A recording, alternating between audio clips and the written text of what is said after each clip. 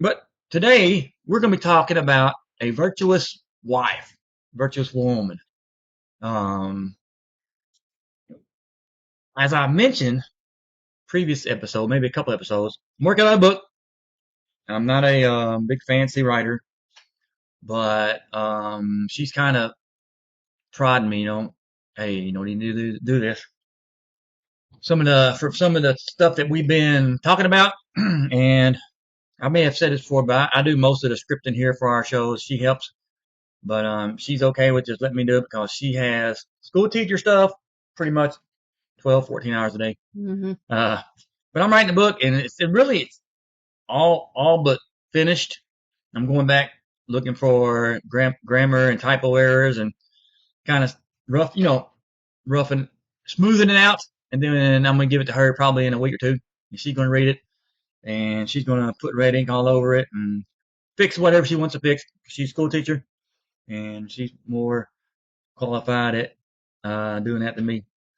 So for the next couple episodes, maybe this one and another one, and see how far I want to go with it, I'm going to touch on some of the topics in my book. I'm not going to, have my book out reading it. Okay, and this is page 10. If if you're wondering when my book is published, however that's going to go, what you see in our YouTube videos is probably going to be maybe like 0.5% of what's in the book. We're just going to touch on topics. I'm trying to make the videos with my blog post and the book. I'm trying to make them totally different. So whatever you see in the video is going to be different from the book, but it's going to be about the same thing. Yeah, discussion point. I'm building off that. Today our topic is going to be on what a virtuous wife is, and I make the point in my book. This is that 1%, the 0.5% I'm telling you about. I make a point in my book that the key to a thriving marriage is the wife. And in my book, I was wanting to do a section about Old Testament marriage examples. And I was going to take a whole chapter, 10, 12 pages about the Old Testament marriage patterns. And I'm thinking, well, there's not really very good examples of marriage in you had David and Bathsheba. That wasn't good. And then David married, Michael or whatever. He won her from King Saul from the battles, I like. And then you got Jacob and Leah and Rachel and Abraham and Sarah. Still not a lot of good examples there. Not a lot of good examples in the Old Testament, so I stopped on Proverbs 31. I was like, that's it. This is going to be my chapter in my book, Proverbs 31, a virtuous wife.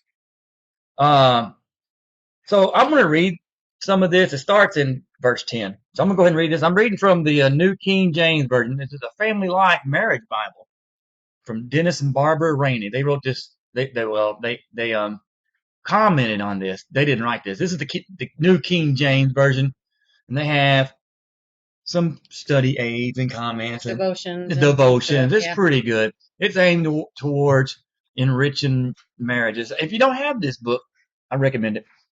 So I'm plugging that book now. So Family Life Ministries. You can probably buy it on Amazon or your local bookstore. Christian bookstore, that is. FamilyLife.com. Yeah, FamilyLife.com. So Proverbs 31 verse 10. Who can find a virtuous wife? For her worth is far above rubies. The heart of her husband safely trusts her, so he will have no lack of gain. She does him good and not evil all the days of her life. She seeks wool and flax and willingly works with her hands. She is like the merchant ships. She brings her food from afar. She also rises while it is yet night and provides food for her household and a portion for her maidservants. She considers a field and buys it. From her profits, she plants a vineyard. I'm going to stop. This woman doesn't sit at home and watch soap operas. She's like Superwoman. Yeah, she ain't sitting home watching the daily shows. Price is Right and Soaps and Young and Restless. No. She girds herself with strength and strengthens her arms. She perceives that her merchandise is good, and her lamp does not go out by night. So it's before it's even daylight, she's working. And after the sun goes down, she's still working. Like she ever goes to bed. Don't go to bed. She never goes to sleep. She stretches out her hands to the distaff and Her hands hold the spindle. That talks about making wool. She extends her hand to the poor. Yes, she reaches out to the needy. So she is a worker in our community. She is not afraid of snow for her household. So she ain't bothered by the weather changes. She ain't bothered by that. For all her household is clothed with scarlet. She makes tapestry for herself. Her clothing is fine linen and purple. Her husband is known in the gates when he sits among the elders of the land. So her reputation rubs off on her husband. Uh, she makes linen garments and sells them and supplies sashes for the merchants. Strength and honor are her clothing. She shall rejoice in time to come. She opens her mouth with wisdom, and on her tongue is the law of kindness. She watches over the ways of the household. She does not eat the bread of idleness. Her children rise up and call her blessed. Her husband also, he praises her. Many daughters have done well, but you excel them all. Charm and beauty is passing, but a woman who fears the Lord, she shall be praised. I'm put on that.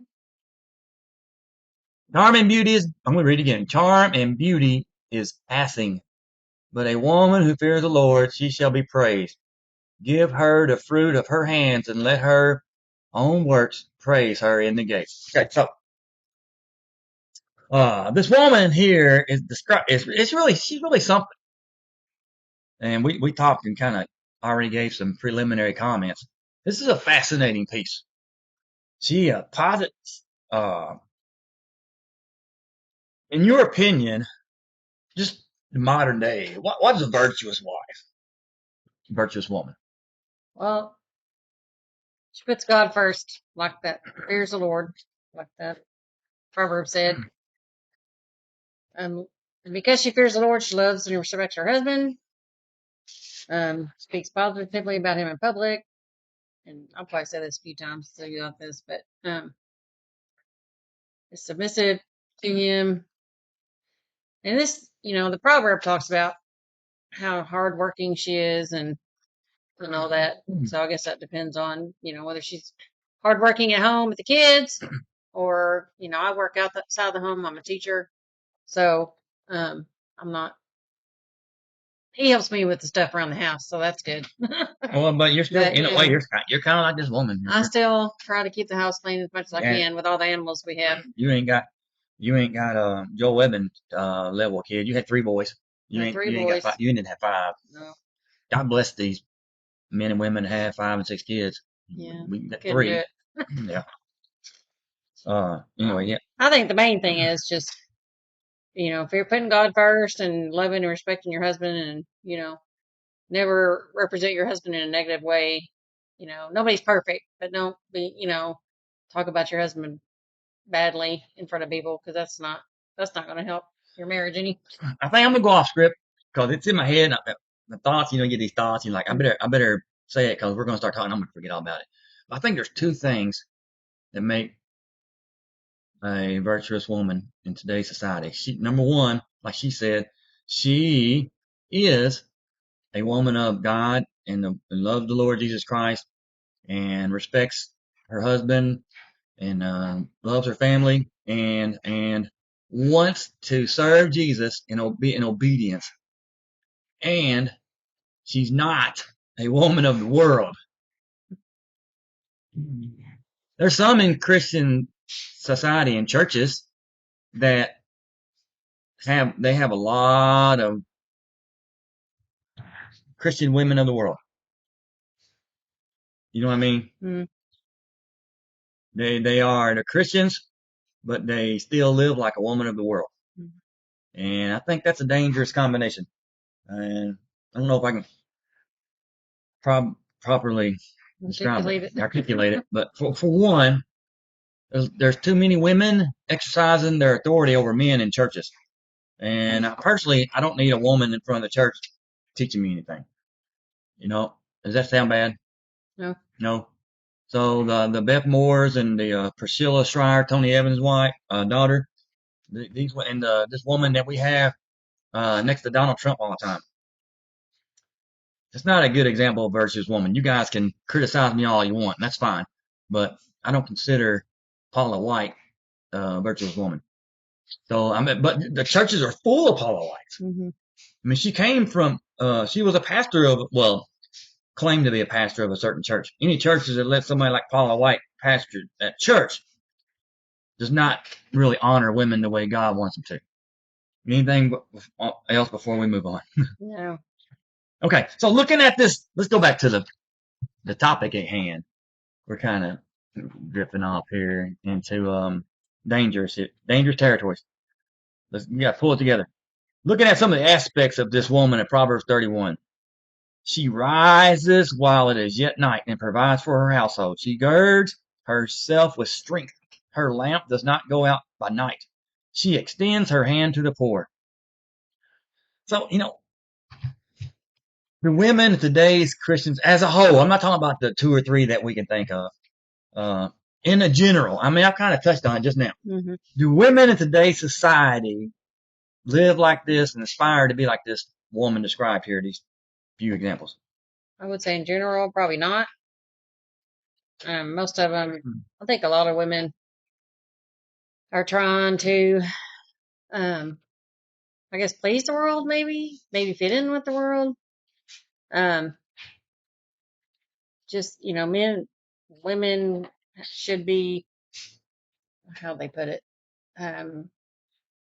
just as equal as men and in everything, And I think, men and women are created differently by God's design for different things.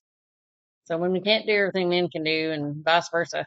So I think a lot of women are just trying to maybe live for themselves, maybe live for what they want the world to think about them. And they're worried about, having all the right things and having all the right clothes and looking, a certain way.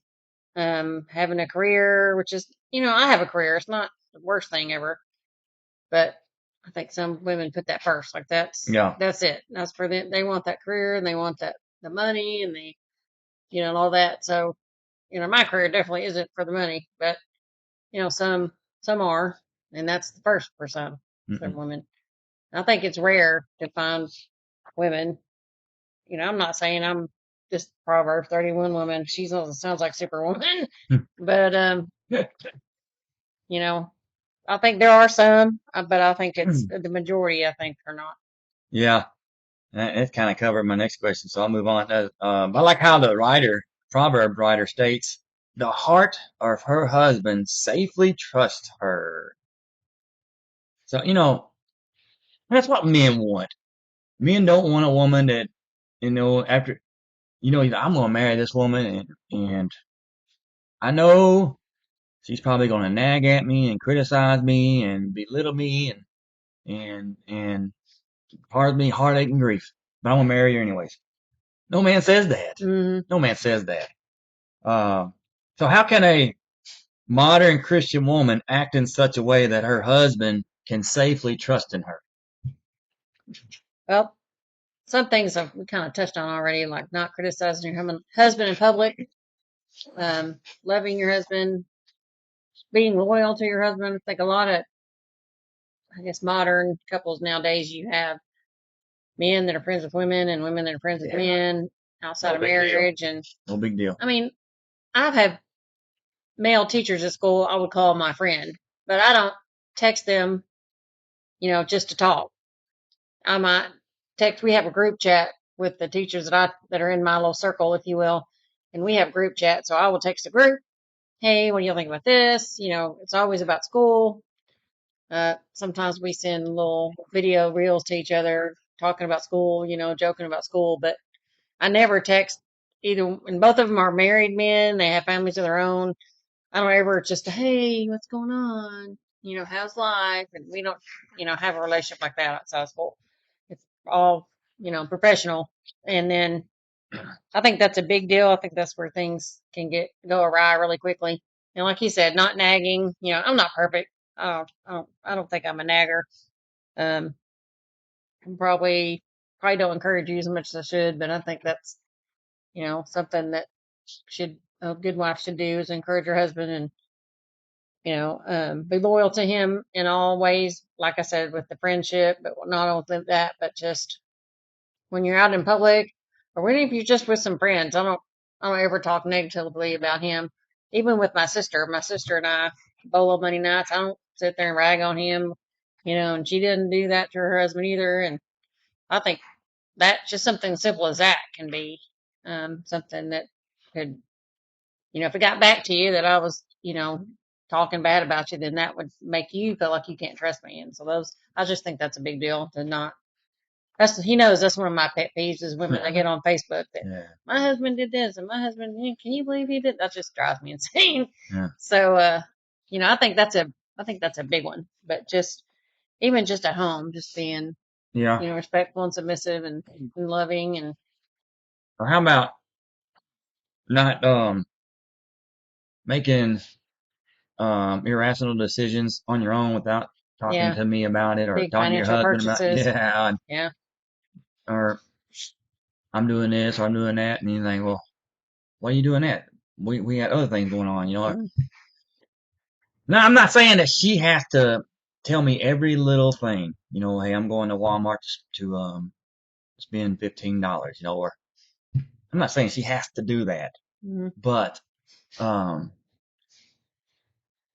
the husband shouldn't have to worry that, well, can't pay the house payment because she done spent everything on stupid stuff. Yeah. Yep, house payment's they're about to foreclose on the house because my wife just spends all my money, Mm-hmm. She's not have to worry about stuff like that. So anyway, moving on. Something I find interesting here is that the writer states in verse 12, she does him good. She does him good and not evil all the days of her life. That's kind of touching on what we're talking about. One of the keys I make in my book, this is another, I'm up to about 0.07% here. So I promise you, I'm not giving away very much in my book here. But one of the points I make is the virtuous woman is the glue that holds a marriage together. Well, I've already said that, so I'm not giving away anything. Um, and when you think about the whole wedding thing, you doesn't say, all right, this woman is going to marry this lucky guy. This guy is about to marry some woman. So let's talk about the guy. Nobody cares about the guy. Everybody, look at that woman. Look at that dress. And everything's about her. Everything's about the bride. So that's a key, that the woman is the center point of the marriage. And the husband needs to realize that. He needs to treat her, like Peter said, the weaker vessel. Love her like Christ loved the church. And if the husband loves her, she's going to respond back. She's going to, I want to be that virtuous woman because he treats me like such. So the virtuous woman is the key to the marriage. Uh, she she deals with the children issues of the children. A lot of times, a mom will handle things with the children. I'm not mad because I know that the dad never knows because she just handles it. She just takes care of it. She handles things so the dad don't have to worry about it. Uh, and she deals with the husband that ain't quite being his best. Sour moods and rough days and um complaining. And We both have those. but a good man is going to take the burdens. If there's burdens in the family to bear, the husband should be the one to bear it. And the wife, a virtuous woman, says, okay, he's dealing with some stuff for us, so I'm going to be virtuous for him. I'm going to be that excellent wife, like some modern Bible versions say, because I know he is fighting the battle for us, so I need to recognize that. She doesn't complain when life is hard because he's taking care of all that. He's worrying about all the hard stuff, and she doesn't she doesn't complain when she don't get everything she wants and desires. She knows, well, my husband's looking out for me, and if I don't have something, and if I want it, I know he'll probably do everything he can to make sure I have it. And if short of killing himself, trying to get it, I wouldn't expect that. He'll say, honey, I've tried, but we just can't get this certain thing you want.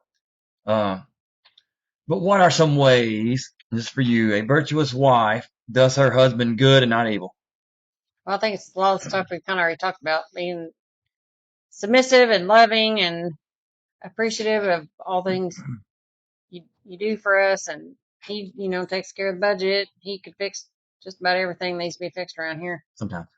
And, YouTube it or whatever. And if he can't figure it out, then, he might hire somebody else. But most of the time he can figure it out. So like I said, he takes care of the budget and he even does the grocery shopping. I don't have to do that. And if there's something I want, I'll say, hey, can you pick this up or, all that. So, and he funnels me a little bit of money, once a week or so. And I know I can use that without having to worry. And he doesn't have to really be busting the budget. And I don't have to worry about, hey, I spent $10 at Dollar General or whatever, because it's coming out of my little spending account. And so I think just appreciating what your husband does and letting him know that you appreciate that and that you see the burdens he carries and, not, like we said, not nagging over every little thing. You might load the dishwasher one way, he might load it a different way. That's fine. You're still getting in there and they're still getting clean. You don't have to go back there and go, these aren't bad, right? I'm going to rearrange it, or say something. But I just think those things are, just being that support, knowing, that you're doing everything you can to help us. Yeah. And then there's a key verse. If you listen, you probably caught it. But if you wasn't paying attention, that's okay. That's okay. I'm not going to criticize you too bad. But she's a school teacher. She knows about giving these foot stomps and pay attention, kids. I'm going to give you a clue on what you need to pay attention to.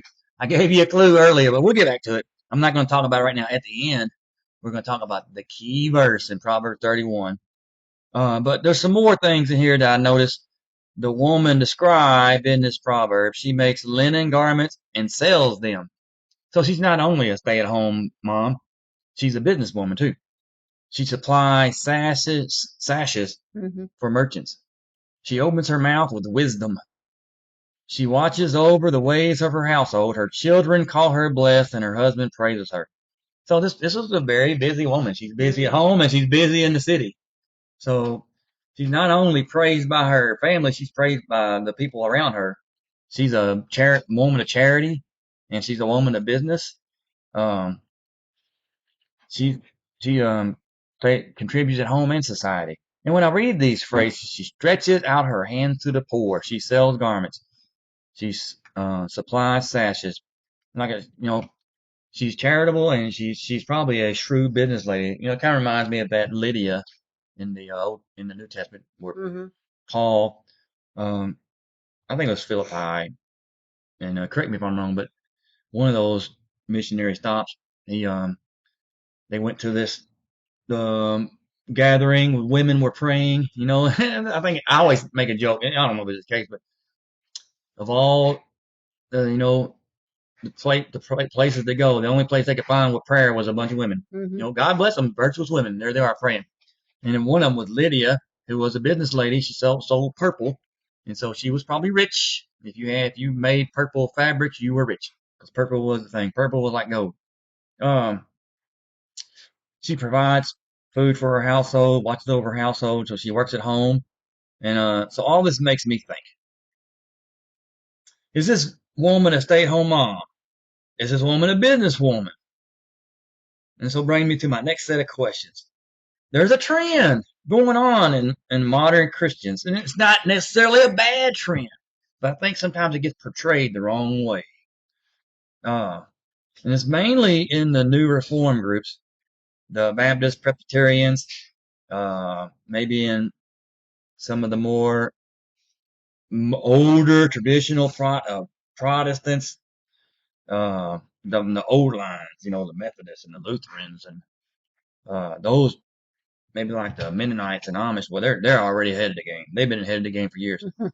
And the Pentecostals and the holiness, those people have been doing this for years. And what I'm talking about here, the stay-at-home moms, the dressing modest and staying at home, and now they're homeschooling their kids, and they're cooking and they're cleaning and they're having 6, 7, 10 kids. And they don't have secular occupations because their home is their job. I think that's fine. I think that's great. I think it's wonderful. But this is for you. Is this stay-at-home mom, no job, raise the kids, homeschool, is that necessarily what the Bible commands? I would say no. But it's not wrong. Not wrong, but it's not commanded. So if you do have a job, I don't think you should be made to feel guilty about it. But I think there's got to be a balance. Yeah. If you, as a woman, even as a dad, we'll take the dads first. If you as a husband, if you have a job to where you're never home and the family is never a priority, your focus on family is way over there, Mm-hmm. then your job is being put in front of the family, and that's not good. Mm-hmm. But if you as a mother, if your job is 90%, 75% of your life, and your family takes a back seat, that's a problem. Mm-hmm. I think you agree. Yeah. Yeah. And as an educator, that's a really that's a hard battle to fight there because, used to, my kids were younger, I wasn't very good at balancing that, but now, now I'm getting to where I can balance it a little bit better. I may have a ton of stuff I need to be doing, but I just leave it at school. It'll get done at some point. Every once in a while, I'll be like, I'm just going to bring some papers home to grade tonight because I'm just getting so behind. Yeah. But it's not every night like it used to be all the time, 5 or 6 hours on Saturday. Like it consumed me. But I think I'm getting better at that. yeah, you're getting better. Well, and you look at Proverbs 31, and I think a lot of people has gotten the wrong concept of what's in here. And I just read it recently, and we just read this now, and I don't see a stay-at-home mom. I don't see Paula White in there either. Mm-hmm. I don't see Beth Moore in here. I don't see Beth Moore in this picture either. I see a multifaceted woman. I see a woman that's good in all different areas, at home, at work, charity. Just balanced. Just balanced. I see a balanced woman right here.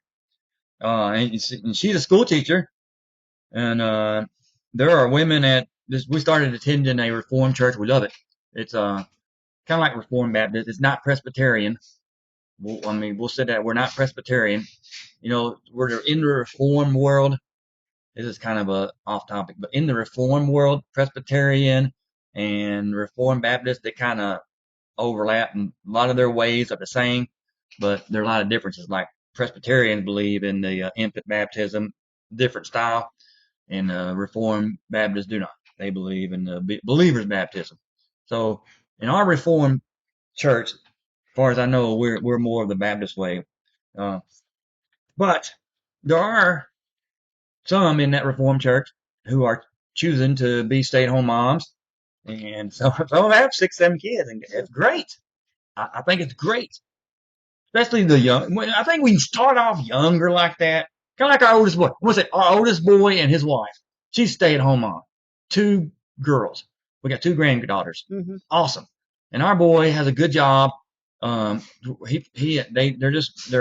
a new house, and he is being able to provide for them where she doesn't have to work.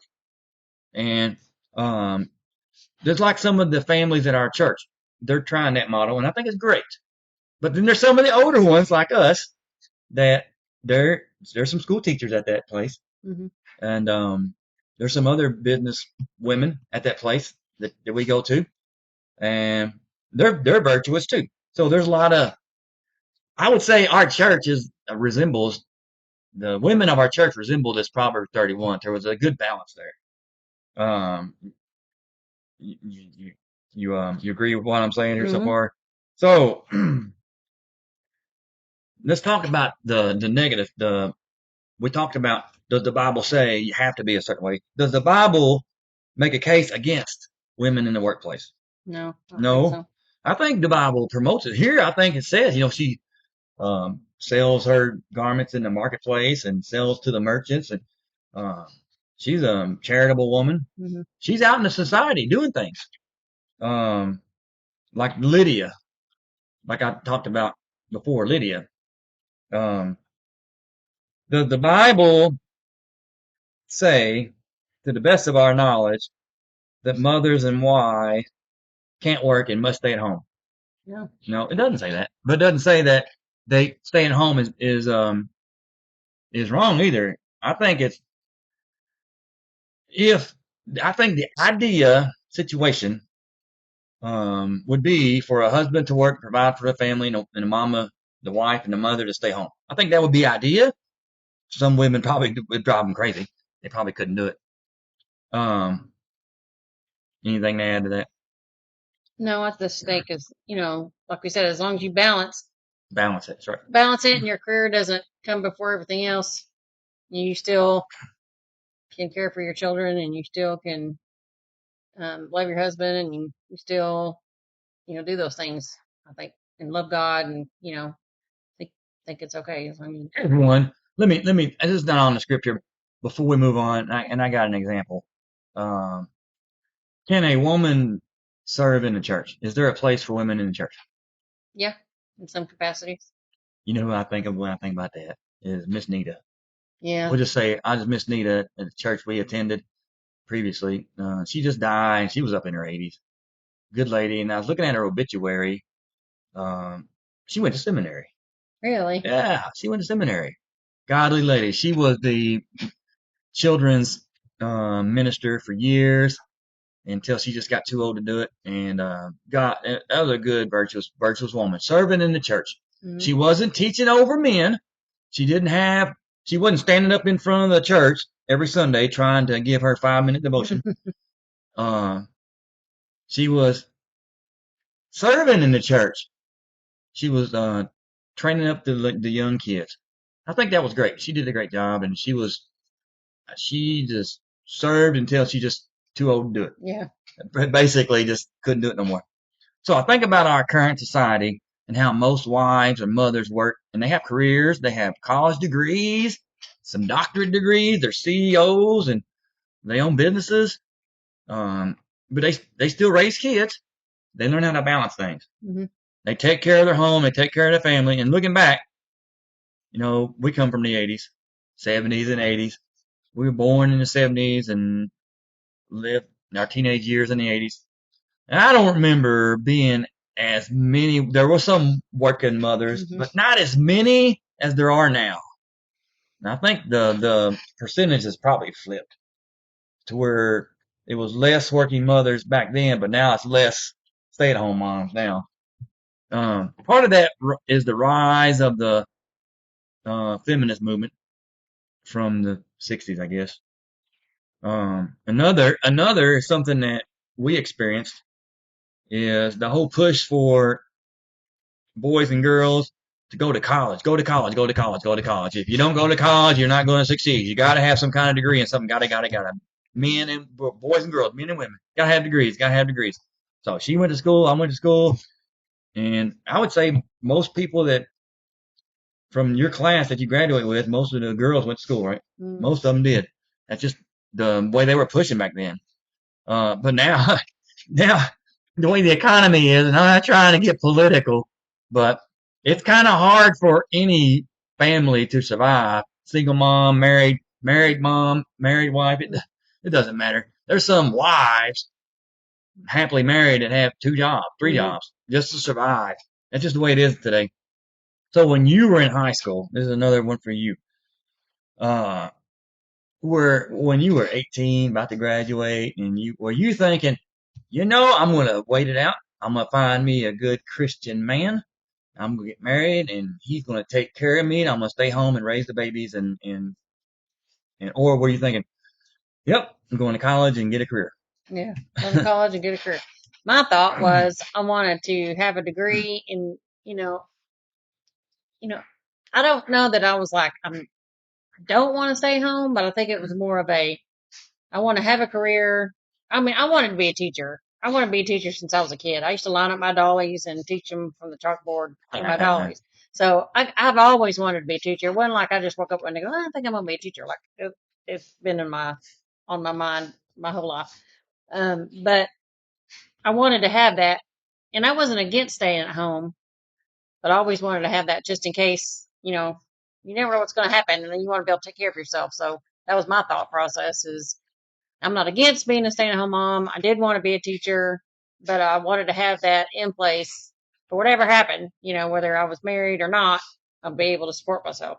That was my thought process. But you didn't want to be on Beth Moore, No, or Paula White, nope. or Priscilla Schreier, or whoever. Who's that? apostolic woman that everybody loves. I don't know. There's a bunch of the Lisa Those books. Turkist, and I don't know how you say her name. Well, There are a bunch of those. I don't remember us growing up any Beth Moore's or No, 1985. I don't remember that. no, Boy, they weren't there. I don't remember them being there. we just let that slip in, didn't we? Just My mom listened to like the TV evangelists, like Pat Robertson and those like people. Richard Roberts. Probably what we listened to. But anyway, our daughter-in-law, like I said, she's a stay-at-home mom, does a great job, raises those kids, a wonderful mother, and our boy works hard to provide, good daddy. There are some married couples in churches that are stay-at-home mothers. Um, do you think the world in which we live in, you think we could get to the point to where we go back to a more of a society where the husbands work and the wives can stay home? Do you think? Or are we too far past that? Well, I think that would the mindset would have to change. I think some because there are a lot of women out there that would be totally against that. But also, I think the economy would have to change. The economy would have to change. As a teacher right now, men don't get paid more than women being an educator. Like you get paid the same, as it should be, but it's not much. A lot of people don't understand how teachers get paid. We technically don't get paid during the summer.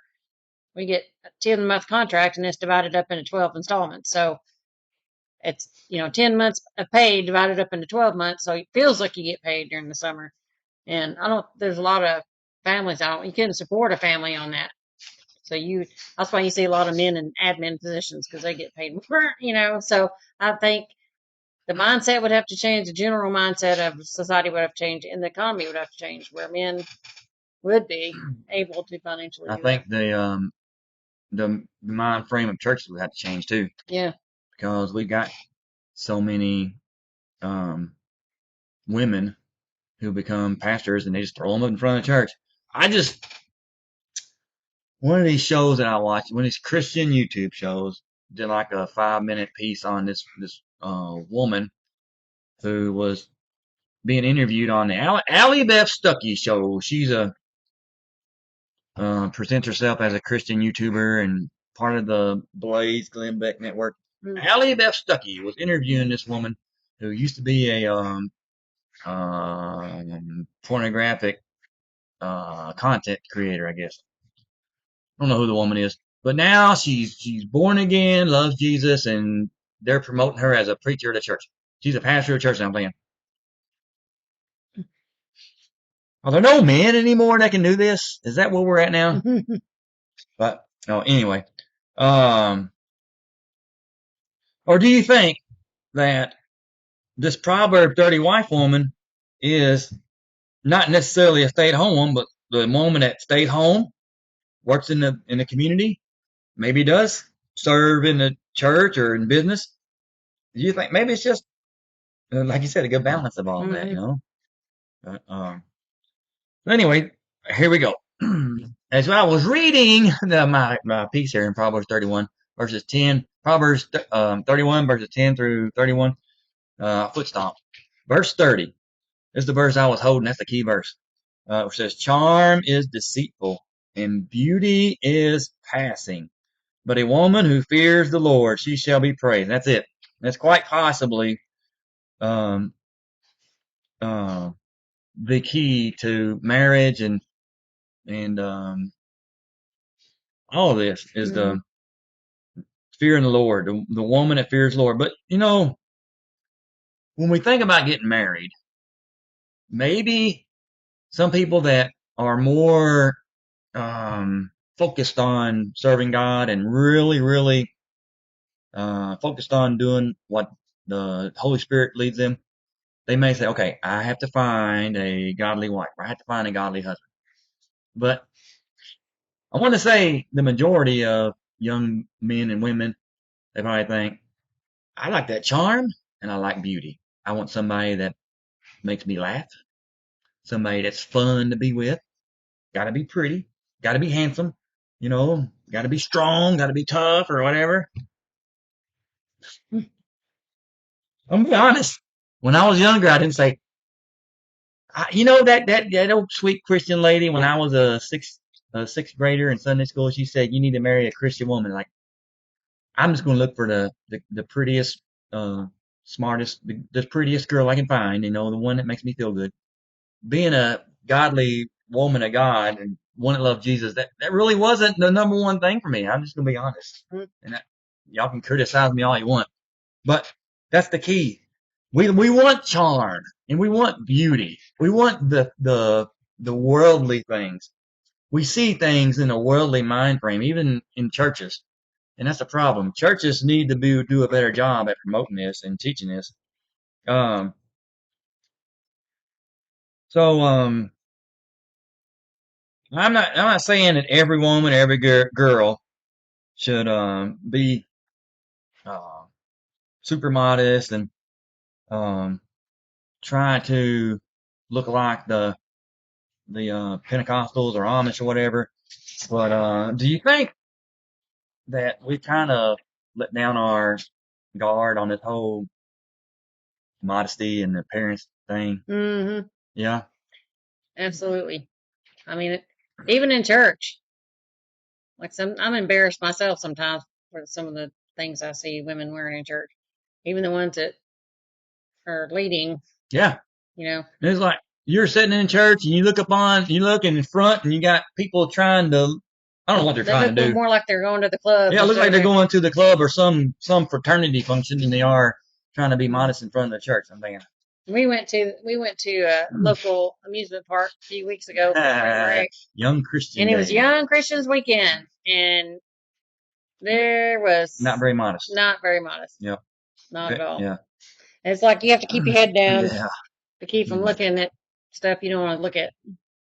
So here's what I think. I think modern mainstream Christianity has become more focused on being socially accepted, and they've lost sight of, they think when it says be um, in the world but not of the world, they've kind of blurred the lines there. They think, well, being in the world means that we got to act like just like them to reach them. Yeah. They want to be more socially acceptable, and they don't want to be seen as legalistic. And we tell people they got to wear dresses and they can't wear tight spandex shorts and can't have revealing shirts, and that's going to make us legalistic. Mm-hmm. We tell that they shouldn't look like they're going to the club or look like they just came from the water park. Yeah. That's going to make us look legalistic. And we can't tell girls that they got to look different and talk different, and they can't act like the women of the world around them, because they won't show. Will run people off. Mm-hmm. Our church is growing 300-400. We got 300-400 people. If we tell people they got to dress a certain way, we're going to run people off. Mm-hmm. Modern Christianity has allowed the negative aspects of the feminist movement and the modern liberalism to take over churches to the point where modesty and virtue for women is not encouraged. It's not even a topic anymore. Mm-hmm. We quit caring. So now we got Beth Moore's and we got this Paula White up in front of the national television comparing Donald Trump to Jesus. That was terrible. This is what we've done in our churches. You got any more thoughts on this? Nope. Kind of. We're getting wound up. Okay, we're gonna bring it in and close it out. Wind it down. Thank you for watching this and bearing with us. And I hope that we ain't lost about 100 subscribers to this show. The key to being a virtuous woman, a virtuous wife, is one who fears the Lord. There it is. Fears the Lord. I like what the Legacy Standard says. She fears Yahweh. She fears the true God. And in the modern days, Christianity is the virtuous woman is the one that fears Jesus Christ. I want to serve Jesus first. I want to be the wife that the Bible and Jesus wants me to be. I don't care what society says. I'm more concerned with what Jesus says than what the women of the world think. So if the women of the world want to laugh at me and mock me, that's fine. I wanna be approved by Jesus. She fears Jesus. She fears God. Not about being if it's okay for a wife or a mother to work. It's about her character. Mm-hmm. I believe by examining Proverbs 31, the wife mentioned here, you can see both a stay-at-home mom and a mother that works in the career and charity. But still, she has the key. The key in this proverb is her character, her godly character. She fears God. And the modern Christian women, I think they do a lot of lip service. I'm just going. The modern Christian women and men too. Modern Christians do a lot of lip service to God. They like to sing their songs about let me tell you about my Jesus, and and make feel good. They do a lot of lip service. Do you? So we'll just leave something to think about. Do you, as a mother or wife, fear the Lord? Do you, as a wife or mother, serve and honor Jesus Christ first and foremost, above all things? And do you, as a husband, do you honor your wife as a virtuous woman? If you have a wife that honors God and loves Yahweh and fears the Lord Jesus Christ, do you honor her as such? Do you treat her like she's a virtuous woman? That's the key. The key to being true virtuous woman is to love God, and the key to a thriving marriage is the virtuous woman and a husband that recognizes that virtuous woman. So you can be this career mom and a stay-at-home mother, serve in the church, and as long as you ain't leading over men, as long as you ain't getting in front of the church looking like you're going to the club and trying to lead in whatever they call worship. But the key is your character. And that's it. Do you have anything before we wrap this up? I don't think so. All right. Well, hey, thank you for watching this, and I hope that we're going to gain more subscribers than we lost in this show. But if you have any comments, please comment. And I have a new blog, my blog post, and I'll leave it in the comments. ChristCenteredMarriage.com. That's our www.ChristCenteredMarriage.com. It's on the Virtuous Woman. So please check that out and read it. It'll be something different. I promise you. The blog is going to be different than the video. The video is going to be different than the book. So we'll keep you updated on the book. So thank you, and God bless.